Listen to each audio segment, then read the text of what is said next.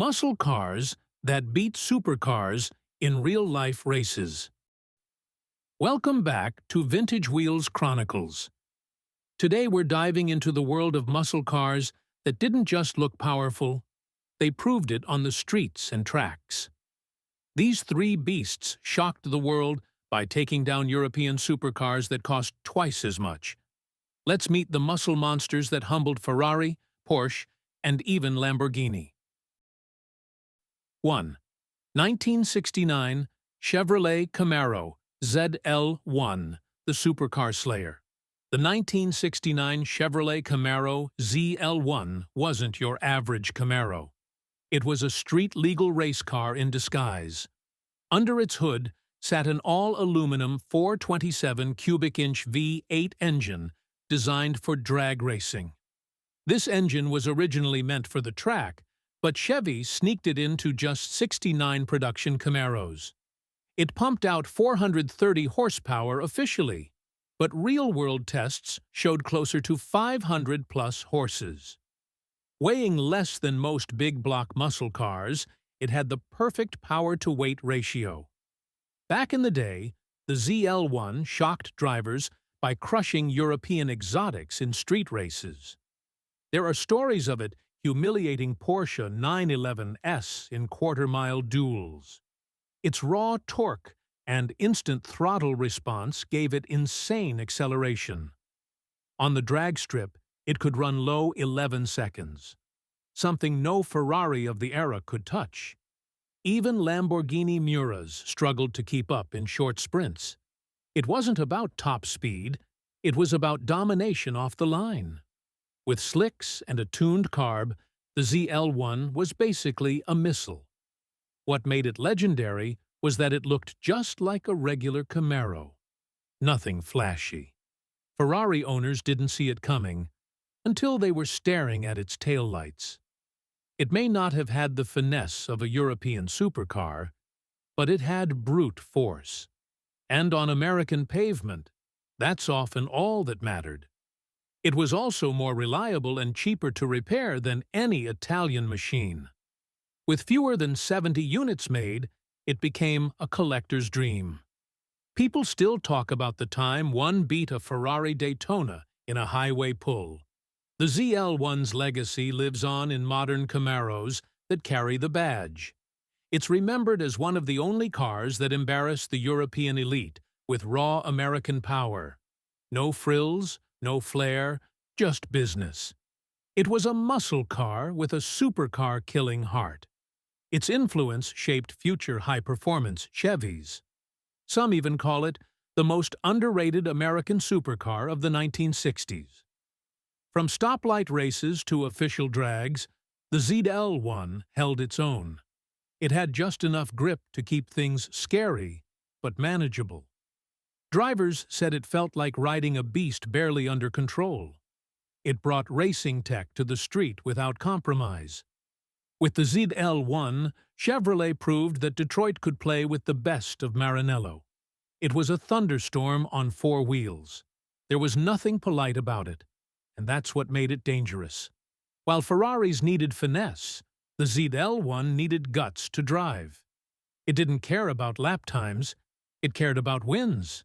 A true predator among posers. It might not have been refined, but it didn't need to be. Because sometimes, brute force is the answer. The ZL1 didn't just beat supercars, it humiliated them. 2. 1970 Plymouth HEMI Cuda, Detroit's Viper before the Viper. The 1970 Plymouth HEMI Cuda was a muscle car built with one mission: to dominate everything. It was equipped with the legendary 426 HEMI V8, producing 425 horsepower. On paper.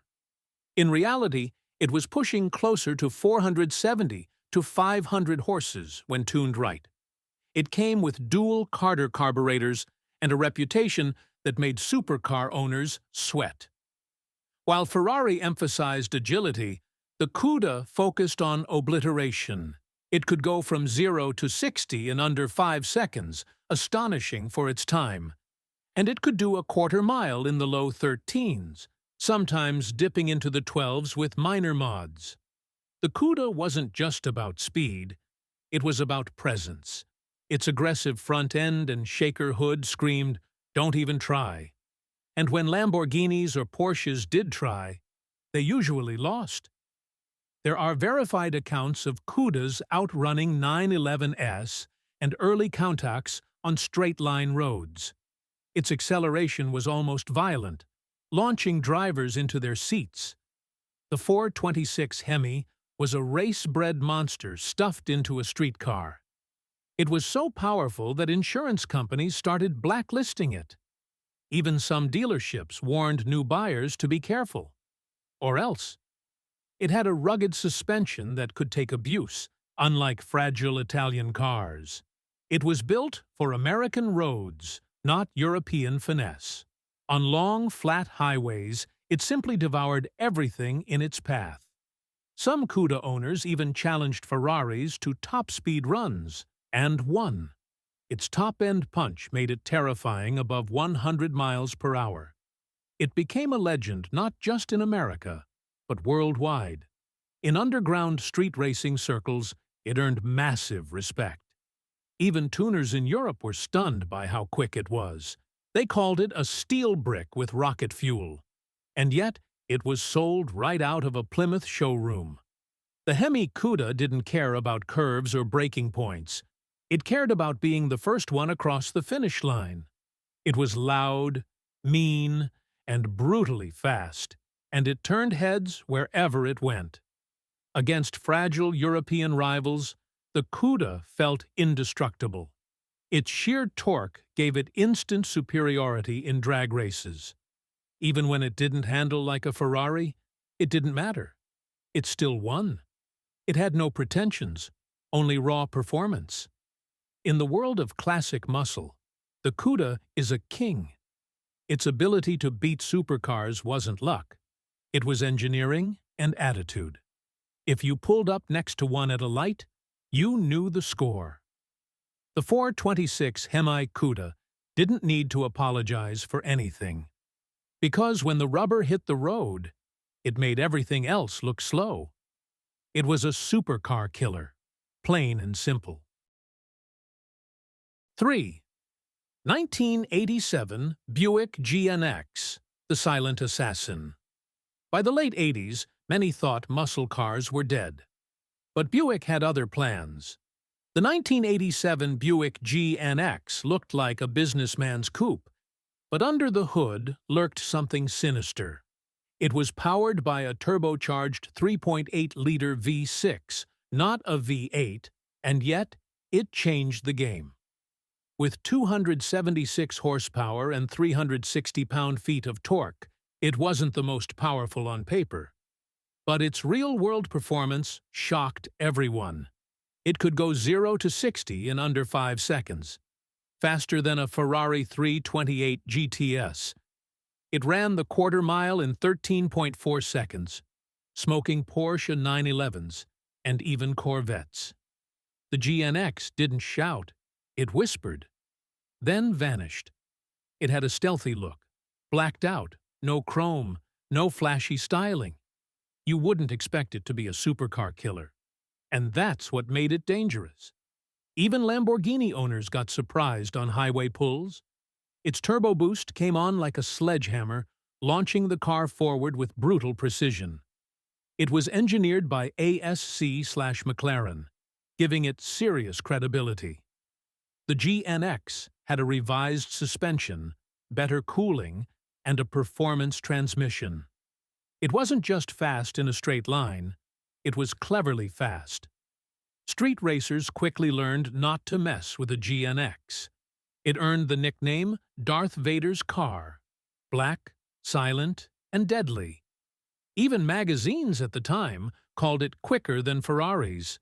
It became the ultimate sleeper car of the 1980s. The GNX was proof that muscle could evolve and still dominate.